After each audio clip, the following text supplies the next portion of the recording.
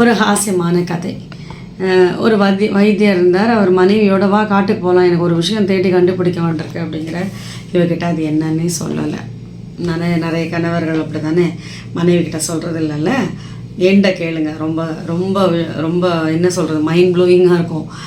இவர் டெய்லி காலம்பரை ஆனால் ஏதோ தேடி போவார். இவர் வேலைக்கு சமைக்கிறா, கூழை காய்ச்சி வைப்பா, சாப்பிடுவார், போவார், ஒன்றும் சொல்கிறதில்லை. இவ பாட்டுக்கு வேலை பண்ணுவா, அவர் கை கால் அமுத்தி விடுவா. ஏதோ அவள் மனைவிங்கிற கடமைக்கு அவள் பாட்டுக்கு தன்னோட வேலையை செஞ்சு கொண்டே இருந்தாள். ஒரு நாள் என்னாச்சு, கூழ் காய்ச்சிகிட்டே இருந்தால் அது கூழ் காய்ச்சி இறக்கி வச்சு பார்க்குறா. அந்த நேரத்தில் கணவர் வரார். வந்த உடனே இவன் சாஷ்டாங்க காலில் விழறா. அவருக்கு அடையாளம் தெரியல. ஏன்னா இவங்க ரொம்ப காலமாச்சு காட்டுக்கு வயசாகி போச்சு. திடீர்னு ஒரு சின்ன பொண்ணு தான் காலில் விழாதே அப்படின்னு நிமிர்ந்து பார்க்க தன் மனைவி தான்.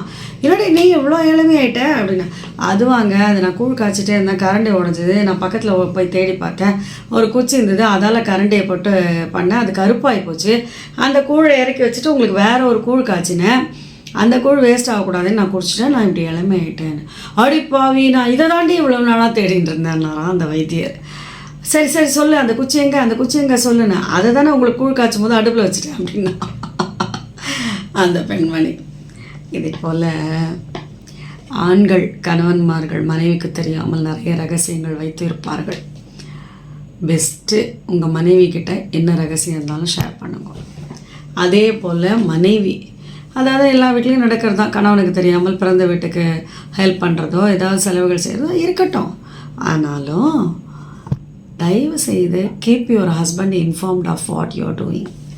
நீங்கள் என்ன பண்ணுகின்றீர்கள் என்று உங்கள் கணவனுக்கு தெரியப்படுத்துங்கள். கணவன்மார்கள் எப்பொழுதுமே மனைவிக்கு தான் என்ன செய்கின்றோம் என்பதை கண்டிப்பாக தெரியப்படுத்த வேண்டிய அவசியம் உண்டு.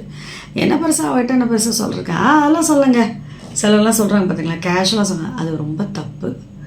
கண்டிப்பாக உங்களுடைய பெட்டர் ஹாஃப், உங்களுடைய துணைவி, உங்களை நம்பி வந்தவள், அவளிடத்துல எல்லாவற்றையும் நீங்கள் சொல்ல வேண்டித்தான் இருக்கின்றது. இல்லை என் சொந்தத்துக்கு நான் ஏதோ பேசுகிறேன், ஏதோ பண்ணுறேன், அதெல்லாம் அவட்ட சொல்லுவேன், நான் என்ன பண்ணேன் அவட்டில் சொல்லணுமா என்ன, அதை செலவுக்கு பணம் கொடுத்துட்றேனே, வீடெல்லாம் நல்லா நடந்திருக்க, குழந்தைங்களாம் வளர்க்கல, அது விஷயம் இல்லை. உண்மைத்தன்மை வேண்டும். அதே போல் பெண்மணியும் மனைவியும் தன் கணவரிடத்தில் எதையும் ஒழித்து வைக்காமல் எல்லாவற்றையும் ஷேர் பண்ணணுங்கிறதுக்காகத்தான் கல்யாணமே பண்ணி வைக்கிறாங்க. எது, நன்மை தீமைகளில் சுகதுக்கங்களில் நான் எப்பொழுதுமே உன்னுடன் இருப்பேன் என்று பெண்ணினுடைய கையை எடுத்து மாப்பிள்ளையுடைய கையில் கொடுத்துட்டு அவர்கள் வலம் வருகின்றார்களே அக்னியை சுற்றி, அது இதற்காகத்தான். அதனால் அந்த உண்மைத்தன்மை எப்பொழுதுமே இருக்க வேண்டும் தாம்பத்தியத்தில். அது போது தான் சிறக்கும். ராதே கிருஷ்ணா.